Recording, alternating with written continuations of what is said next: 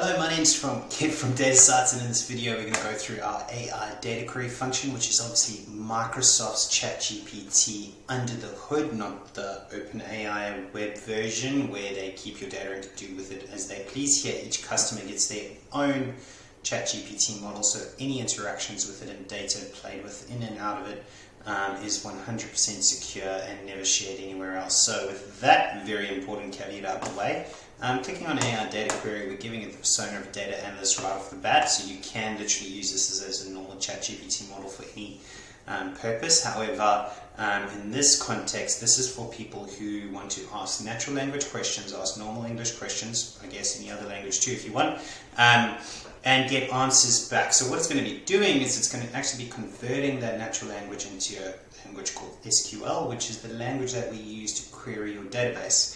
Now, importantly, if you try and ask it questions over like 20, 30 tables, it's going to struggle. However, as part of our methodology at dataSights anyway, we have multiple templates. We would have worked with you, right in the beginning and ongoing to curate these ideas, these things called views, which is essentially just data tables of all the data you need so that your reporting is much easier, quicker and faster. And now, because of all that hard work, it is much easier for ChatGPT to interact with that data and get the answers that you want. So we're going to do an inventory and a financial example, so dear and zero. It is obviously better if you know, the basic structure of your data, but at the end of the day, the best user for this AI data query isn't someone purely technical, although I do use it because it's smarter at SQL than me, but it is for your semi-technical person or person that is creating reports on an ad hoc basis, that knows their business, that knows their data and knows what they want out of it. Obviously those are key factors for success. So I was going to say, can I give you a view and you help me query it? This step's not really necessary. I'm just setting the scene. The more you set the scene, the better. The more context you give it, the better. If you tell it I'm an inventory business based in this part of the world, blah blah blah, this is what we sell, this is our shipping methods, etc. The more info you get it, the better. Give it the better answers it will give. But for this intents and purposes, all we need to do is take one of our favorite views, because it has an immense amount of data and we've uniquely been able to add cogs to it as well.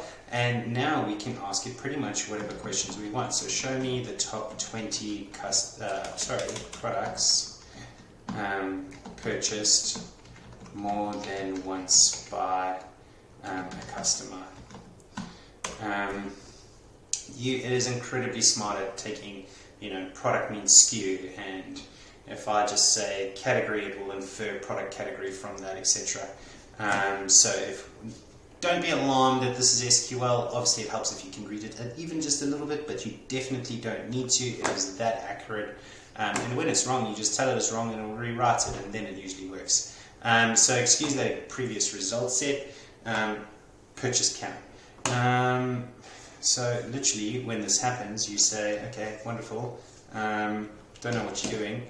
What is invalid column name purchase count?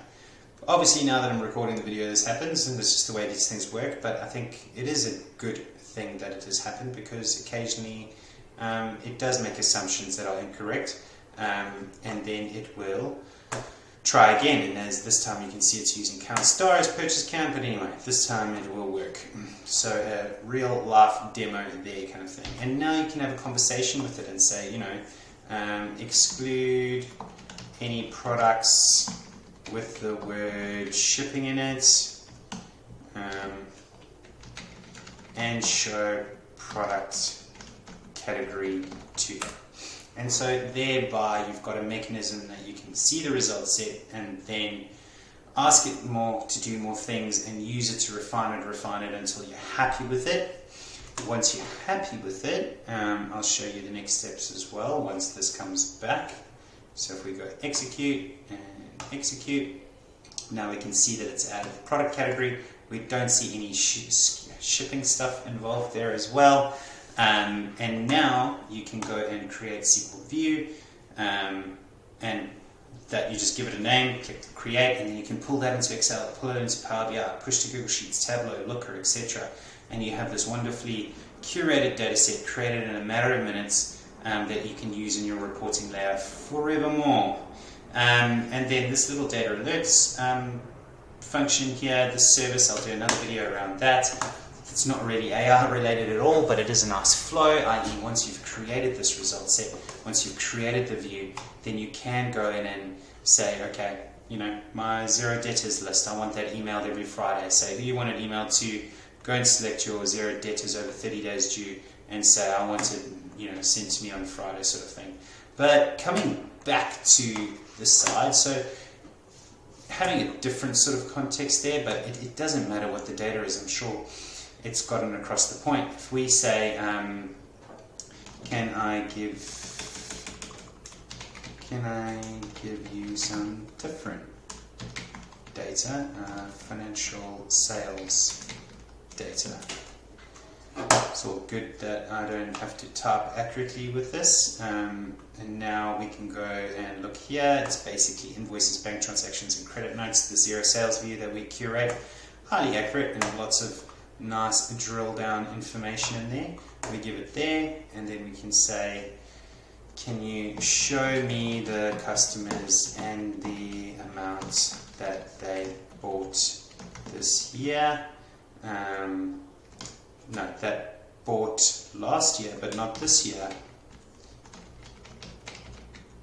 So we can find these people and say, what's going on, guy or girl? Buy our stuff.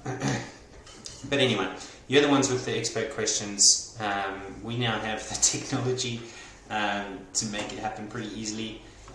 So yeah, hopefully this has whet your appetite. I will just say this is demo data, so please don't